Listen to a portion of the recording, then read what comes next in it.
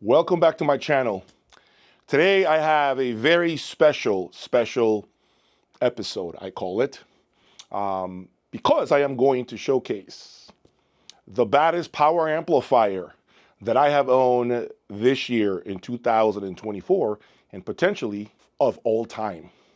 Are you ready? Are you really ready to see what's under this blanket? Well, sit down and let's have fun.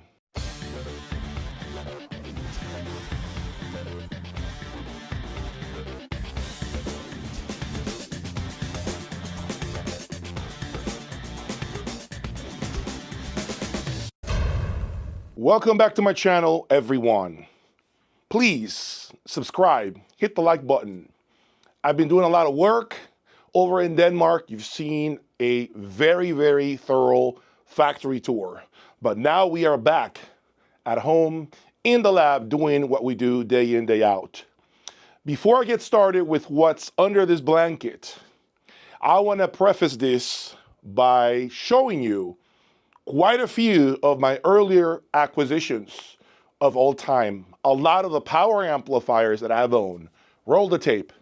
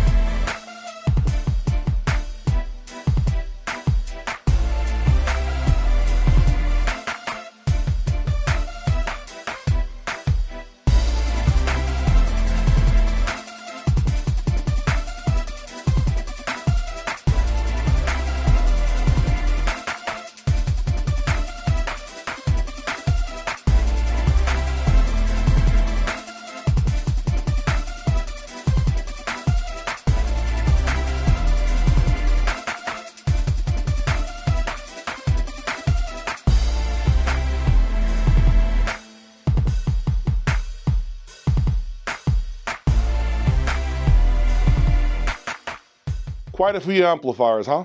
I gotta say that a lot of the amplification that you normally see on my channel is very much amplifiers that I handpick.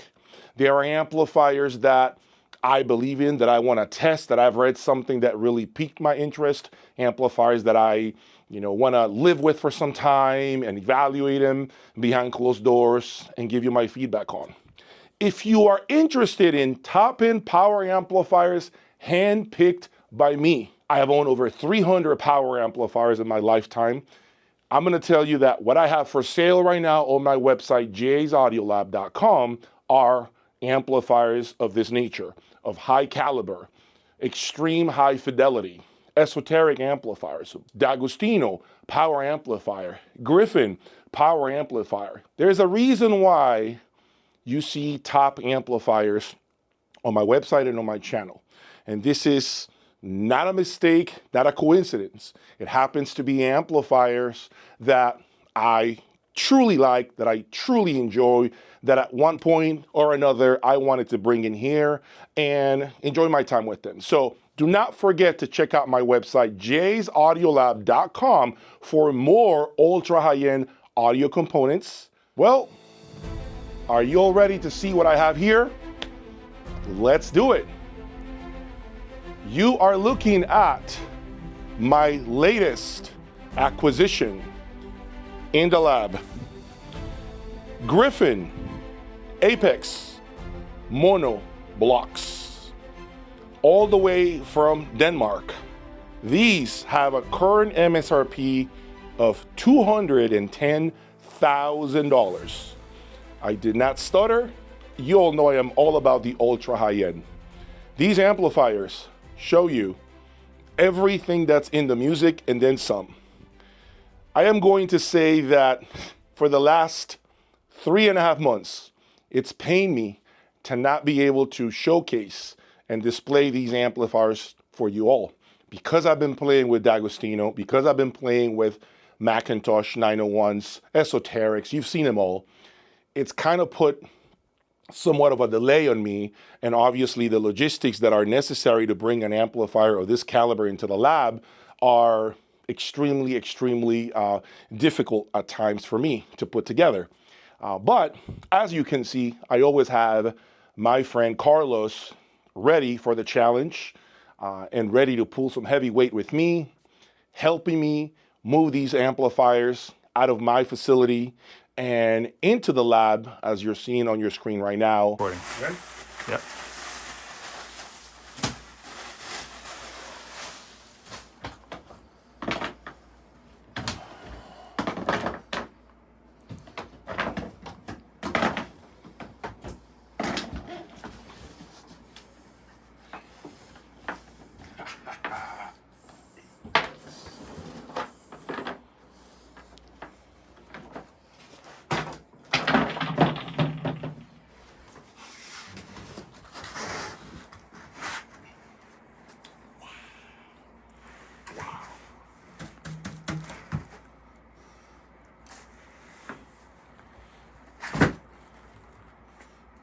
By the way, let me just show you a small clip of us trying to pick up this monstrosity of an amplifier and place it on the Artisania audio stand.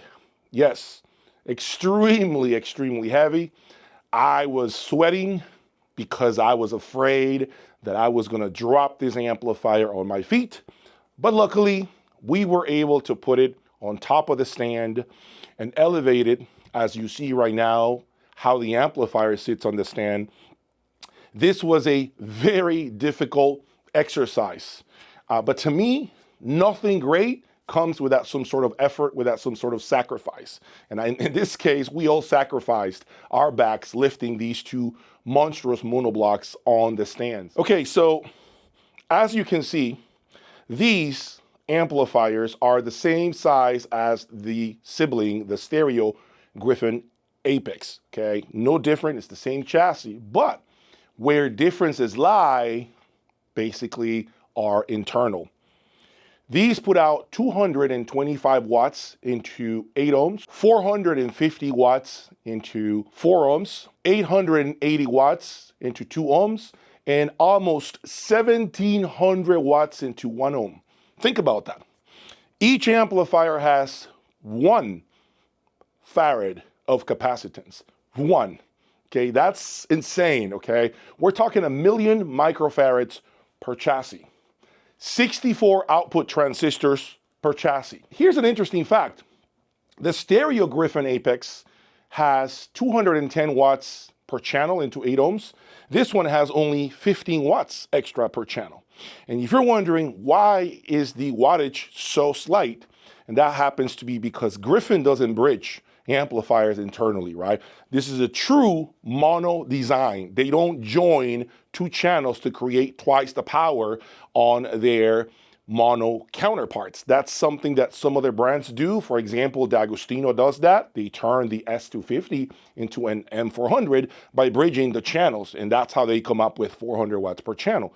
Not Griffin. Griffin doesn't believe in that. They feel that there are some compromises when you do that in terms of the damping factor. They claim that the amplifiers really are not a true mono design.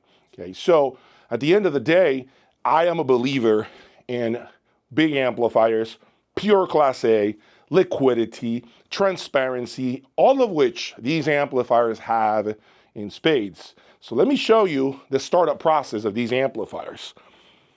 So to start up the amplifier, you simply push that red button, and as you can see, the amplifier is going to go through its checks, checking the face of the outlet, it's checking errors, it's checking a bunch of other things internally, okay? This takes approximately 20 seconds, and yes, it gets me a little bit nervous, but here we go. All good. The other mono. Now, one thing I wanted to show you is you have the bias selection here. Low bias, medium, high bias. The 225 watts per channel come in the high bias setting, okay? And you can mute the amplifier as well. Let's say you're going to the back and you want to change cables. You don't have to turn off the power amplifier, you just mute it. And that completely disengages the binding post on the back of the amplifier from the speaker so that you can change wires. You don't have to be worried about blowing up your speakers or anything like that, okay? So that's really cool. Now, we can't forget this. We can't forget the beautiful logo. This Griffin is like a mystique creature from our earlier days. I love that. Always been a fan of the Griffin design. As a matter of fact, I dare to say that the best looking big power amplifier that I've ever seen happens to be the Apex. Design, the beautiful triangle design that you see here, it's just really well laid out, okay? Love the way the heat sinks look as well. They are not sharp heat sinks, by the way. Some amplifiers tend to have very, very sharp heat sinks. For instance, the Griffin Antillean Evo, they have very sharp heat sinks, not the Apex. Around the back, we have the custom-made Griffin binding post, which are very, very robust. Love the way they feel. They feel very premium. They make great contact on my authentic audio image cable line. This is what I'm rocking, okay? But I am using the aftermarket power cords that this amplifier comes with, which happen to be their Vanta series. Great power cords as well. I really like what they do for the sound. Now, if you notice here at the top, the monos have something that the stereo doesn't have. That is an input and an output, XLRs. So you can daisy chain multiple amplifiers if you wanted to. This is something that you do not find in any other Griffin amplifier. Okay, so I thought that was really cool to see. Yeah, before I forget, the front of the amplifier also has some other things. Let me show you. Remove this part, and over here you find fuses where you replace fuses and also a USB port. As you can see, that USB port is for any firmware updates that the factory may have for the amplifier. I think it's really cool to see that this amplifier can go through a software update. Very few amplifiers have that feature, so I'm glad to see that with Griffin. Now, as far as the sound, I know, you guys want to know, Jay, tell us about the sound so far. Well, so far they have approximately 140 hours. Griffin recommends 50 to 60 in full high bias. In the beginning stages, I was using them in low bias. Rune from Griffin Audio told me, put them at full blast. Let them cook. Listen to them like that for some time. Let the breaking time be in full bias. So I did that. And to be honest with you, in the beginning stages, the amplifier happened to be a little bit rough around the edges, a little bit abrasive. Wasn't really liking what I was hearing. I wasn't vibing with it. So I rotated some of my preamplifiers. Follow me. I rotated my Solution 727 preamplifier and the CH Precision L1. Okay, I have been playing with these two preamplifiers in the Apex monos. Very different sound. I can tell you at a high level what I can share with you when it comes to what I'm hearing at the 140-hour mark, breaking mark, is the fact that these amplifiers are perhaps the most revealing power amplifiers I've ever heard in my room. Yes, they have the pure Class A, they have the liquidity, but they have a way of extracting music and all the information that I have never heard from any other amplifier that I've owned, including the sibling. And I'll make a video down the road comparing the stereo Apex to the monos. So for now, what I can say though is these amplifiers get you closer to the action. Think of it like a basketball game. You buy courtside tickets, you're right behind the bench, right? You can hear all the conversations of the players. You're really close to the action. This is what this amplifier brings. It gets you that much closer to the music. And that comes, unfortunately, with some side effects or negative things, which are the fact that they are going to tell you the truth. Also, this amplifier gives me something that I don't recall any other amplifier ever doing. And that is full impact, full bass, full body at really low listening levels. I don't think I've ever owned a power amplifier that gives me this incredible feeling, muscular presentation at low volumes like these boys have.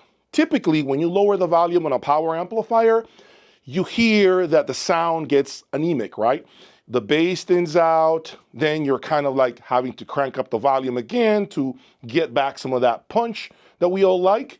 Not with these amplifiers. You'll get that even at low volumes. This is what's special about these amplifiers. I don't think I've ever heard something of this caliber and that is this special. But the question remains, are these power amplifiers, this Griffin Apex Mono, the best power amplifier that I have ever owned?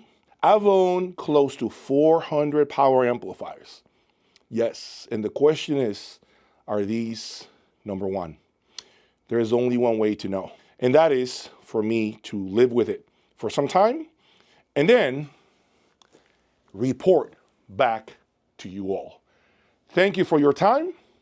Stay tuned for more, and do not forget to check out my website, jaysaudiolab.com, for more high-end power amplifiers. Peace.